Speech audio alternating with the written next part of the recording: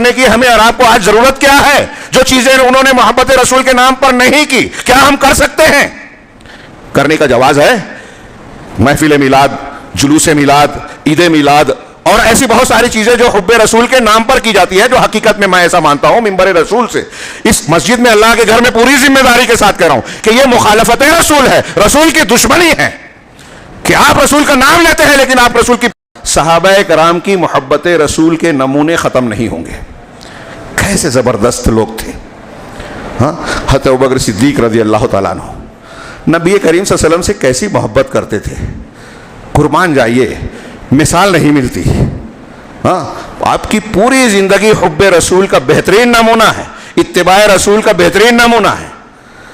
اگر اللہ کے رسول صلی اللہ علیہ وسلم سے محبت کرنی ہے، آج ہمارے یہاں لوگ دعویٰ کرتے ہیں، بہت سارے لوگ، آپ، ہم، دوسرے دنیا کے بہت سارے مسلک کے لوگ، تو ان سے سوال کیجئے کہ جیسے سیدنا ابوبکر صدیق رضی اللہ تعالیٰ عنہ نے محبت کی تھی، ویسے اگر ہم نے اللہ کے رسول سے محبت کی، جتنا ہماری طاقت ہے اس کی اتباع کی، تو کیا ہمارے لیے کافی ہے یا نہیں نجات کے لیے؟ حضرت عمر نے جیسے محبت کی، حضرت عثمان نے جیسے محبت کی، کافی ہے یا نہیں؟ یا ان کی محبت میں کچھ کمی تھی؟ اگر ہم نے ان کے طرح محبت کی تو کیا کچھ کمی رہے گی؟ کچھ زیادتی ہوگی؟ نہیں۔ اگر وہ ہاں بولتا ہے اور نہ بولتا ہے، دونوں صورتوں میں جواب ہمیں تیار نظر آئے گا کہ نہ بولے تو گمراہ ہے کہ ابوبکر صدیق، عمر فاروق کو قرآن و حدیث نے جو طے کیا وہ مان نہیں رہا، انکار کر رہا ہے، تب بھی اس کا ایمان خطرے میں۔ اور ہاں بولتا ہے تو پھر یہ سوال پیدا ہوتا ہے کہ جب ابوبکر صدیق اور عمر فاروق کی محبت رسول کافی تھی تو ان کی محبت سے اضافہ کرنے کی ہمیں اور آپ کو آج ضرورت کیا ہے؟ جو چیزیں انہوں نے محبت رسول کے نام پر نہیں کی، کیا ہم کر سکتے ہیں؟ کرنے کا جواز ہے۔ محفل میلاد، جلوس میلاد، عید میلاد اور ایسی بہت ساری چیزیں جو حب رسول کے نام پر کی جاتی ہے، جو حقیقت میں میں ایسا مانتا ہوں ممبر رسول سے اس مسجد میں اللہ کے گھر میں پوری ذمہ داری کے ساتھ کہہ رہا ہوں کہ یہ مخالفت رسول ہے، رسول کی دشمنی ہے کہ آپ رسول کا نام لیتے ہیں لیکن آپ رسول کی بات نہیں مانتے۔ بالکل واضح بات۔ سیدنا ابوبکر صدیق کی محبت کیسی تھی؟ صرف سفر ہجرت دیکھ لیجئے، پڑھ لیجئے حدیثوں میں جو بیان کیا گیا ہے، بخاری، مسلم اور دوسری کتابوں میں۔ اللہ کے نبی صلی اللہ علیہ وسلم کے ساتھ ہجرت کے سفر میں سیدنا ابوبکر صدیق کا کردار کیا رہا؟ ہاں، انتظار میں ہے، ساتھ کے لیے بے چین ہے، غار میں جاتے ہیں، پہلے خود جاتے ہیں، اپنے کاندھے پر اٹھایا جیسا کہ روایتوں میں ہے، اوپر چڑھتے ہیں، پہلے خود گئے، صفائی کی، اندر انتظام کرنے کے بعد، سوراخ بند کرنے کے بعد اندر بلا رہے ہیں۔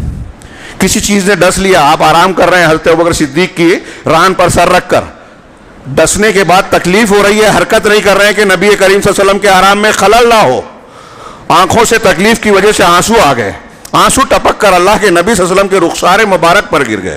آپ بیدار ہوئے، پوچھا ابوبکر کیا ہے؟ کہا اللہ کے رسول کسی چیز نے ڈس لیا ہے لیکن میں نے حرکت نہیں کی کہ آپ کے آرام میں خلل نہ ہو۔ آپ نے اپنا لعاب لگایا۔ یہ ایک آگے راستے میں جب بڑھ رہے ہیں تو کبھی آگے، کبھی پیچھے، کبھی دائیں، کبھی بائیں، اللہ کے نبی صلی اللہ علیہ وسلم سکون کے ساتھ قرآن پڑھتے ہوئے چل رہے ہیں، سیدنا ابوبکر صدیق آگے پیچھے۔ پوچھا ابوبکر یہ کیا کر رہا ہو؟ کبھی آگے، کبھی پیچھے، کبھی اس طرف، کبھی اس طرف۔ کہا اللہ کے رسول مجھے ڈر جب یہ خیال آتا ہے کہ آگے سے کوئی گھات میں ہوگا اور آپ پر حملہ کر دے گا تو میں آگے آ جاتا ہوں کہ حملہ ہو تو مجھ پر۔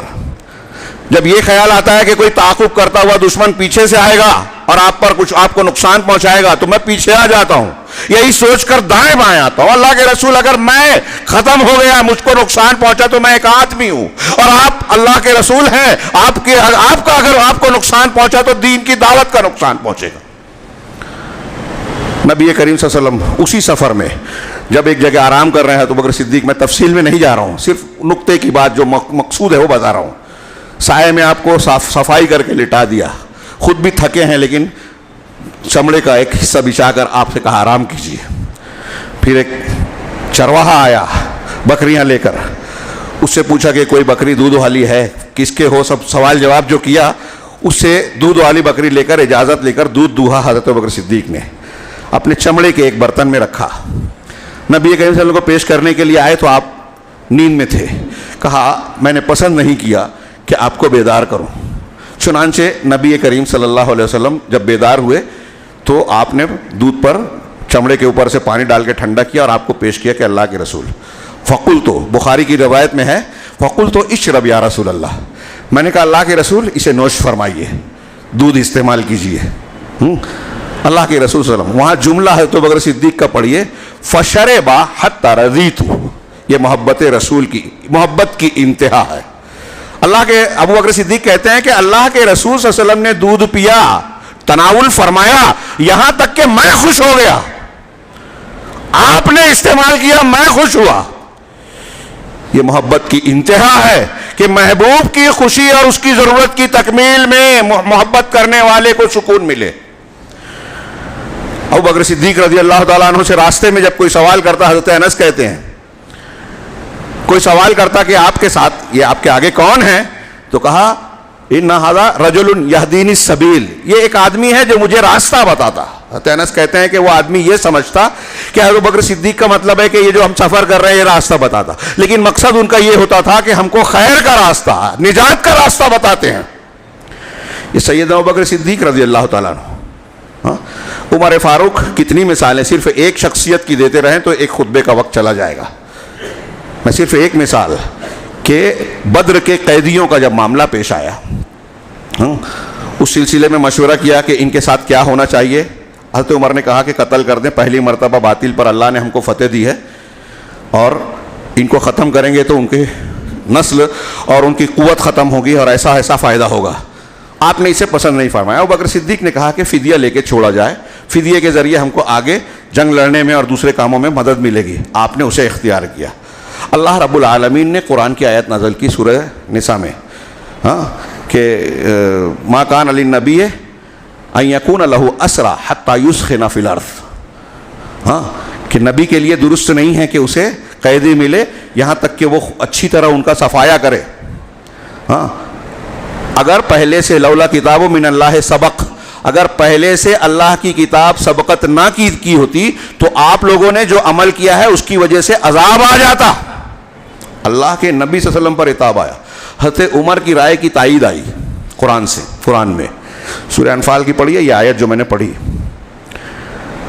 حضرت عمر کہتے ہیں کہ دوسرے دن صبح میں جب میں بیدار ہو کے پہنچا تو دیکھا کہ اللہ کے نبی صلی اللہ علیہ وسلم اور ابو بکر صدیق دونوں رو رہے ہیں. میں نے ان سے پوچھا کیا وجہ ہے؟ تو جو جملہ ہے وہاں دیکھیے، حضرت عمر نے کہا کہ آپ لوگ کیوں رو رہے ہیں مجھے بتائیے. اگر وجہ ہوئی رونے کی تو میں بھی رہوں گا، اور اگر نہیں آئی رونا نہیں آیا تو آپ دونوں کے رونے کی وجہ سے رونے کی کوشش کروں گا. یہ ہے اتباع. صحابہ کرام اللہ کے نبی صلی اللہ علیہ وسلم نماز پڑھا رہے ہیں جوتا پہن کے. حضرت جبرائیل نے، ابو داؤد کی صحیح حدیث ہے، خبر دی کہ آپ کی جوتے میں گندگی لگی ہے. آپ نے نماز کے دوران جوتا اتار دیا. صحابہ کرام میں جن جن لوگوں نے پہنا تھا سب نے اتار دیا. ہمارے یہاں لوگ پوچھتے ہیں کہ ہمارے امام، ٹھیک ہے اللہ کے رسول کی حدیث ہے رفع الیدین کرنے کی فلاں چیز کی، لیکن ہمارا مسلک ہے کہ نہیں ہمارا امام کیا بولتا ہے. صحابہ کرام کا یہ مزاج، رسول یہ مزاج نہیں تھا، رسول نے کیا ہم کو کرنا ہے. یہ محبت کا نتیجہ تھا اتباع، کہ اللہ کے نبی محبوب نے جو بتایا ہم کو کرنا ہے. چنانچہ جوتا نکالا، وجہ نہیں جانی. بعد میں اللہ کے رسول نے وجہ بتائی کہ میں نے تو اس لیے نکالا تھا، تم نے کیوں کہا؟ اللہ کے رسول آپ کو دیکھ کر. سے پتہ چلا صحابہ کا طریقہ یہ تھا کہ نبی صلی اللہ علیہ وسلم سے جو کچھ ہوتا ہے وہ کیا جائے. اب محبت رسول کے وہ میں اشارے کروں، آپ لوگ سنتے ہیں، اور اس وقت موقع نہیں ہے، صرف اشارہ ہی کر سکتا ہوں. وہ چیزیں جو محبت رسول کی اللہ کے رسول صلی اللہ علیہ وسلم کے صحابہ کرام میں تھیں